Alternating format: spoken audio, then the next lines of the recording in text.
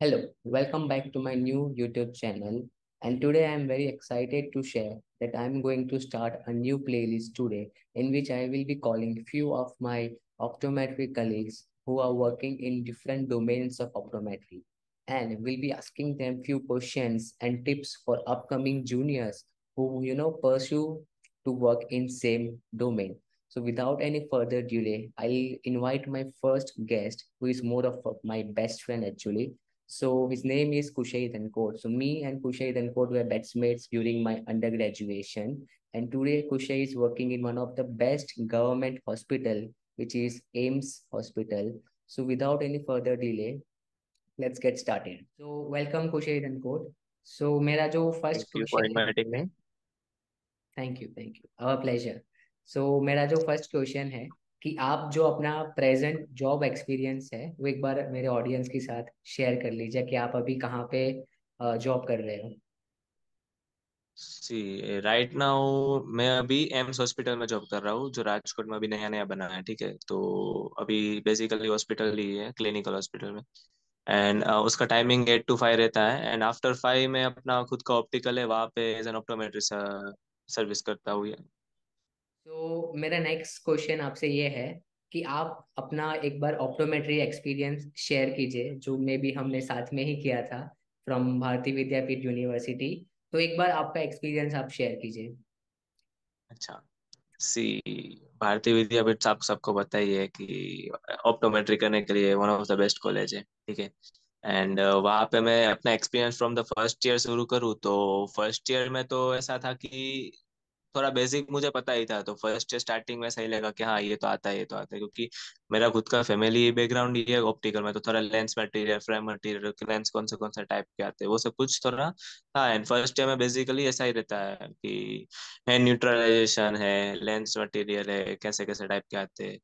हाँ, ये है कि फर्स्ट ईयर में मुझे दो तीन बहुत चीज नई सीखने मिली। वो है कि पर्सनल एक तो डेवलपमेंट अपना खुद का, एंड एक एनाटॉमी पार्ट, जो एनाटॉमी पूरा वो पार्ट था आई का, तो वो थोड़ा फर्स्ट ईयर में मुझे नया लगा। तो वो अच्छे से पता चला कि क्या क्या है। सी फर्स्ट के बाद अभी मैं सेकंड पे आऊँ, सेकंड ईयर में। तो सेकंड ईयर में तो बहुत अच्छा एक्सपीरियंस हुआ मेरा, क्योंकि पूरा ऑप्टोमेट्री का बेसिक पूरा डिटेल में जो मेन ऑप्टोमेट्री का नॉलेज होता है वो सेकंड ईयर में हमने सीखा है। लाइक क्लिनिकल पार्ट जो पूरा है, डिजीज रिलेटेड एंड वो सब कुछ, एंड बाइनोक्यूलर विजन रिलेटेड भी सब कुछ। एंड हाँ, और एक अच्छा एक्सपीरियंस था कि क्लास का सीआरबी में था। तो सब क्लास की ड्यूटीज एंड वो सब भी, तो वो एक्सपीरियंस तो बहुत अच्छा था। ठीक है। एंड अभी रही थर्ड ईयर की बात। तो थर्ड ईयर में अभी मुझे पता चला कि हाँ मुझे क्या करना है आफ्टर ऑप्टोमेट्री। थर्ड ईयर में मुझे पता चला, उसका रीजन ये है कि थर्ड ईयर में पूरा मैंने clinic binocular vision and contact lens पे ज्यादा कॉन्सेंट्रेट था पूरा थर्ड ईयर। तो एंड वो भी मैं पढ़ता गया, पता चला कि ऐसा ऐसा भी आता है।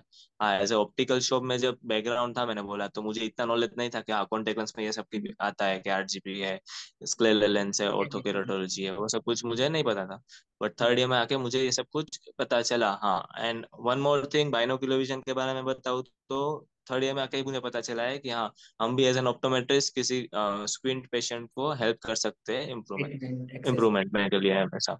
यस। तो इसके लिए मेरा इंटरेस्ट उसमें जागा। तो फिर थर्ड ईयर में आके मुझे और एक चीज अच्छी हुई कि फोर्थ ईयर में जो इंटर्नशिप चूज करनी थी, तो वो थर्ड ईयर में मुझे पता चला कि हाँ मुझे कहाँ कौन से रोड पे जाना है, कौन से एरिया में जाना है, कि हाँ ये तो उस हिसाब से मैं फिर आगे इंटर्नशिप चूज करूँ बस। तो एज ए सबसे बेस्ट ईयर मैं बोलूँ एज ए प्रोफेशनली, तो मुझे थर्ड ईयर अच्छा लगा, क्योंकि वहां पे मुझे जो करना था मैंने वो सीखा है, इसलिए। आपको एक नया एम मिला कि लाइफ में आफ्टर हाँ बैचलर कौन से डायरेक्शन में जाना है, बिकॉज कॉन्टेक्ट हाँ, लेंस, कौन सा। बाइनोकुलर विजन काफी ज्यादा फील्ड्स अवेलेबल है। ओके, तो इसी हम्म। के साथ मेरा नेक्स्ट क्वेश्चन रहेगा कि आपको डिसाइड हो गया कि आपको ये करना है, तो उसके बाद आपने इंटर्नशिप में कैसे मतलब सिलेक्शन किया, मतलब कोई स्पेसिफिक पॉइंट ओके। आपने कंसीडर किया था या कैसे आपने इंटर्नशिप को सिलेक्ट किया? जैसा सी कि बताया कि आपने इंटर्नशिप का इंटर्नशिप। हाँ प्रोसीजर। हम्म, हाँ, इंटर्नशिप का प्रोसीजर मैं बताऊँ ना, तो हमारे यहाँ तो ऐसा था कि कौन से हमको ही ऑप्शंस मिलते थे कि कौन से आपको जाना है। ऐसा नहीं था कि हमको बोल दिया हाँ, कैसे यहाँ पे जाना है कॉलेज में। तो जब मुझे ऑप्शन सिलेक्ट करने की बारी आई, तो मैंने मोस्टली ऐसा ही चूज किया कि जहाँ पे फर्स्ट तो मैंने रिसर्च किया कि कहाँ कहाँ होता है ये सब कुछ, contact lens and binocular vision. ठीक है। ओके। तो उस हिसाब से मैंने लिस्ट बनाई थी। बट ऐसे देखे तो सबसे अच्छा और सबसे मतलब सुनता आया था कि अपने सीनियर से भी कि कहाँ पे अच्छा होता है, तो एक ही था, फर्स्ट प्रायोरिटी मेरी यही थी कि साउथ डिवीजन के यशवंत सर के पास, क्योंकि वहाँ पे सब अवेलेबल है। एंड वो एक तो वापस वो ऑप्टोमेट्रिस्ट का एक क्लिनिक है, तो हम्म। उनका वो देख के भी हमको एक मोटिवेशन आता है कि हम भी, हाँ, एज एन ऑप्टोमेट्रिस्ट हमको क्लिनिक खोलना है तो कैसा खोलेंगे। प्राइवेट ठीक है। ऑप्टोमेट्री तो प्रैक्टिस। हाँ, प्राइवेट प्रैक्टिस के लिए। तो वो एक भी opportunity. Second speciality contact lens, and contact lens related पूरा डिटेल में, तो वो तो मुझे मेरा इंटरेस्ट था ही, तो इसलिए वहाँ पे। And third is binocular vision. अभी बाइनोकुलर विजन की भी अच्छा एक्सपोजर था वहाँ पे। तो फिर ये तीनों तीन चीज थी, एंड वहाँ पे ऐसा भी था कि क्लिनिकल भी मिल रहा था, ऐसा नहीं कि ये तीन चीज, इफ क्लिनिकल हम्म। किसी को करना हो तो क्लिनिकल का भी सर बोलते थे, हाँ, हॉस्पिटल में हमको भेजते थे। भेज तो सकते। इसलिए भी मैंने वहां पे ट्राई किया था कि हाँ, वहां पे फर्स्ट प्रायोरिटी यहाँ पे रहे ऐसा। एंड अच्छा है, मतलब वहां पे मुझे मिल भी गया था। बट एज ए इंटर्नशिप का मैं एक्सपीरियंस बताऊँ ना आपको, तो इंटर्नशिप में एक्सपीरियंस में पेशेंट एक्सपोजर जो है वो कम रहा, क्योंकि हमारी जब इंटर्नशिप चल रही थी तब कोविड का था। जैसे कोविड बट के टाइम वो, पे। हाँ, वो ज्यादा मैटर नहीं किया। उसका रीजन ये है कि हैंड्स ऑन हमको ज्यादा करने मिलता था वहां पे। भले पेशेंट ना आए, बट हम एक दूसरे पे करते थे, कॉन्टेक्ट लेंस का, बाइनोक्यूलर, प्रैक्टिस वो हो। उस हिसाब से, हाँ, प्रैक्टिस, तो उसके कारण इतना अफेक्ट नहीं हुआ वो कोविड का। बट हम्म। ठीक है, अच्छा था, एक्सपीरियंस तो बहुत अच्छा था।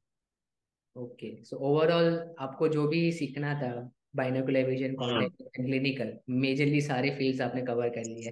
तो तीनों आपको वो सेम प्लेस पे मिल गया। मिल गए थे, हाँ, राइट।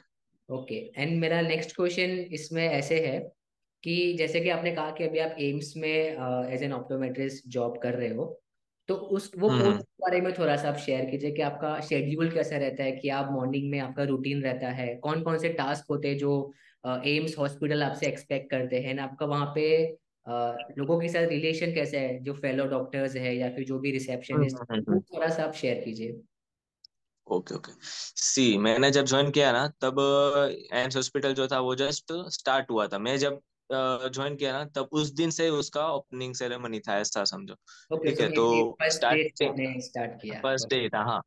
तो हम्म। अब तब से लेके अभी तक का मेरा एक्सपीरियंस ऐसा है कि तब से लेके पूरा जो भी डिपार्टमेंट अभी ग्रो हुआ है ना, वो मैं एंड एक हमारा मेरा एक फैकल्टी थे, डॉक्टर थे, हम दोनों ही थे बस। तो हम दोनों जन ने ही पूरा मिलके ये पूरा डेवलप किया था। तो वो रीजन, ये रीजन के कारण मेरा एज एन ऑप्टोमेट्रिस्ट ऐसा नहीं था कि हाँ, सिर्फ विजन लो, रिफ्लेक्शन करो, हिस्ट्री टेकिंग लो, इतना ही नहीं था। सब कुछ था, लाइक कौन से मशीन्स मंगाने हैं, कौन से कंपनी के मंगाने हैं, क्या डॉक्यूमेंट्स चाहिए, कैसे अप्लाई करना है, वो हमको ये मशीन्स चाहिए, इफ मशीन्स आ गए तो उसका पूरा वो सेम आया है या नहीं, उसके क्या पेपर्स वर्क होते हैं, वो सब का भी एक्सपोजर मुझे मिला कि हाँ, मैनेज कैसे करना है ना पूरा डिपार्टमेंट को, वो भी। मैनेजमेंट वाला पार्ट, करेक्ट। हाँ, मैनेजमेंट। ठीक है। एंड सेकंड, सबसे सेकंड मतलब जो प्राइमरी पॉइंट होना चाहिए वो ये है कि पेशेंट आएगा तो सबसे पहले मेरे से इंटरेक्ट करेगा, एंड सब कुछ मैं ही देखूंगा, सब कुछ। आया and गया, तब तक मैं ही उसके साथ रहूंगा। क्योंकि अभी वो स्टार्टिंग था हॉस्पिटल का, तो ऐसा नहीं था कि दिन दिन के 100 पेशेंट थे, तब कम थे पेशेंट भी। लिमिटेड पेशेंट इसलिए था तो, इनिशियल। हाँ, लिमिटेड पेशेंट थे। तो स्टार्टिंग आया तो फर्स्ट तो मैं अपना रूटीन बताऊँ, तो कोई पेशेंट आया तो फर्स्ट हिस्ट्री टेकिंग में लूंगा, ठीक है। फिर हम्म। विजन, रिफ्रैक्शन, फिर उसके बाद कोई डायग्नोस्टिक प्रोसीजर हुई, लाइक ओसीटी है, पेरीमेट्री है, एफएफए है, वो सब कुछ भी मैं ही अभी देखता हूँ, ठीक है।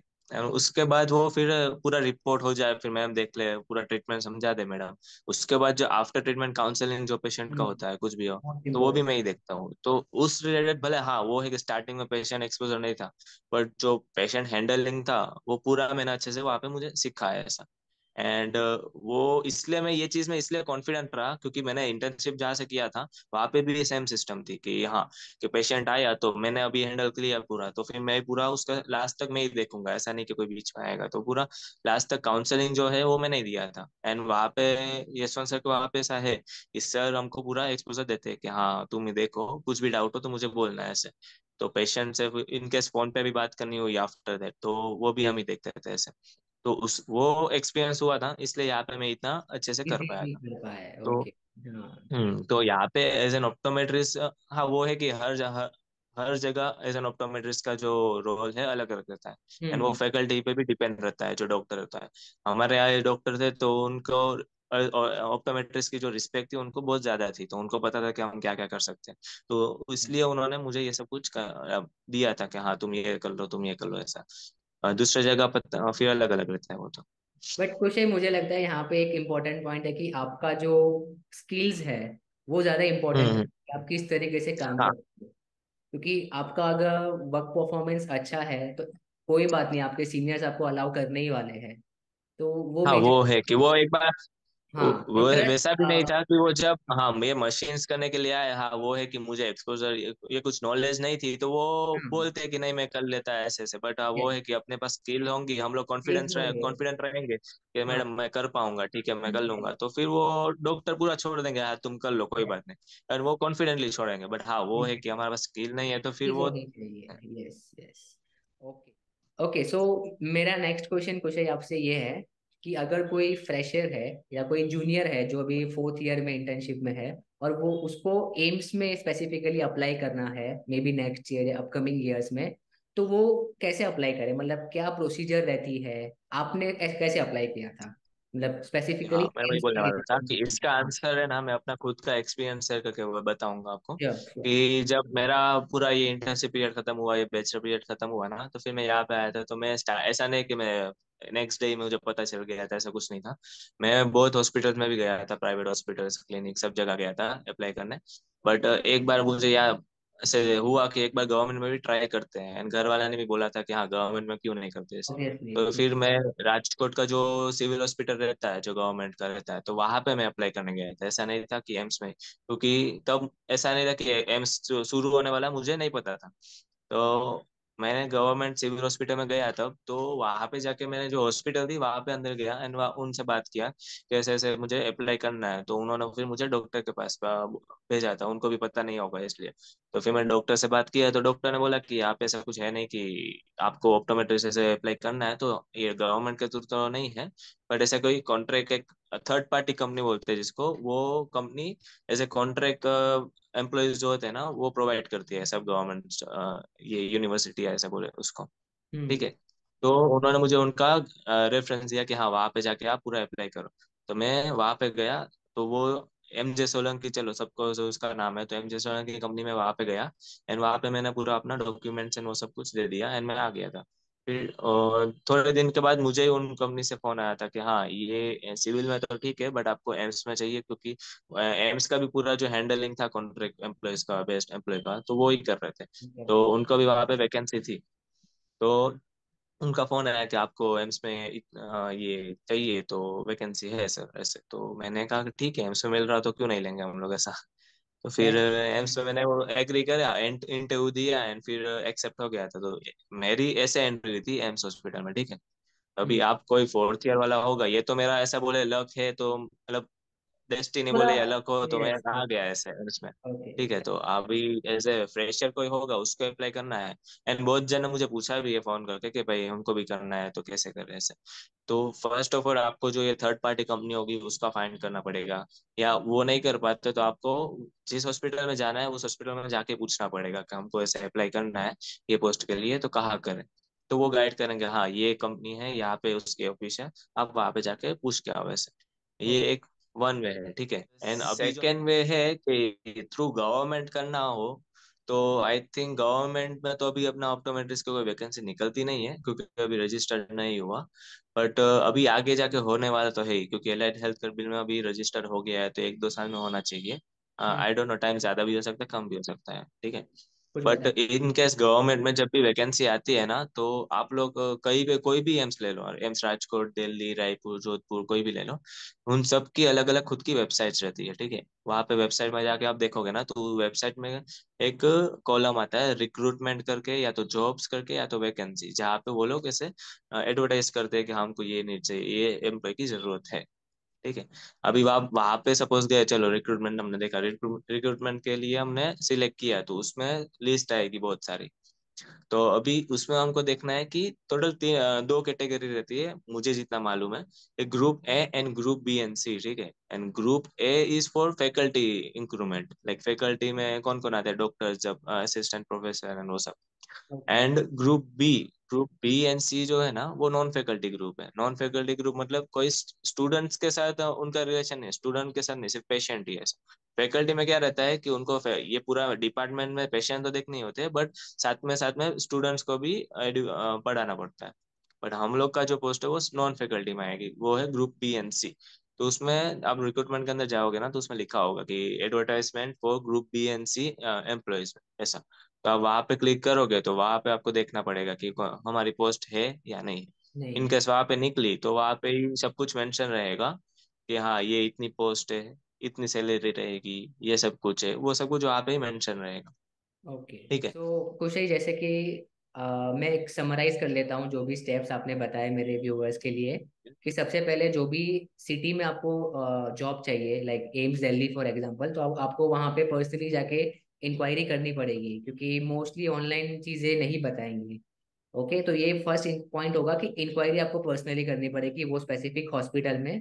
देन वहाँ से आपको जो भी फेलो एडमिन वाले होंगे या फिर जो भी ऑप्टोमेट्रिस्ट जो प्रेजेंटली जॉब कर रहे हैं, वो आपको गाइड करेंगे कि ये इसमें कॉन्ट्रैक्ट बेसिस पे हो रहा है या डायरेक्ट गवर्नमेंट के थ्रू हो रहा है।